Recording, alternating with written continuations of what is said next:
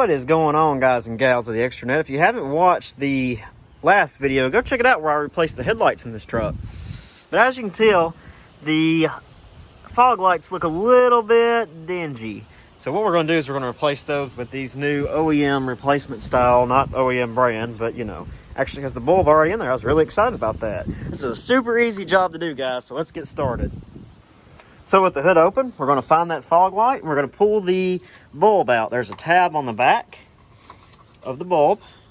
We're just going to kind of pull that toward the bottom, toward the ground, and pull that connector off. So we'll need a 1/2-inch socket. Any type will do. Deep well is just all I have handy. We're going to find the 2 bolts that hold this on. If we look off in here, you can see them. There's 2 of them.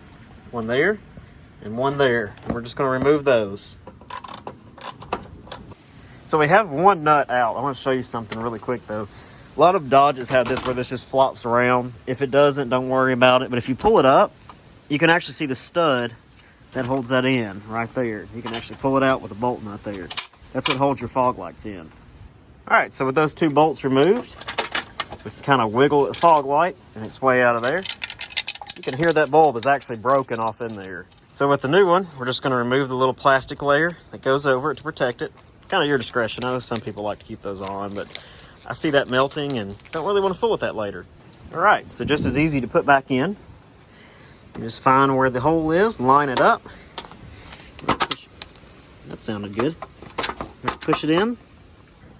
So to give it a perfectly balanced look, make sure the fog light's setting on those little pedestals. You can see them on the left and right side and down there at the bottom. All right, so now that that's securely fastened in there, bolted in, we'll find our wire clip. The clip here goes down to the bottom and just snaps in place. So funny story, I had to take my entire dash apart. My fog lights weren't working when I first hooked them all up. Figured out that the connector back here for the fog light switch had come off. Now they're working. The little indicator light doesn't work, but they're working now. All right, guys, so we repeated this process on this side. We fixed the switch in there, and that's how to replace the 2 fog lights down there. So if this video helped you at all, guys, be sure to like the video. Be sure to subscribe to the channel, too, because we got plenty of more content coming. Thanks for watching, guys.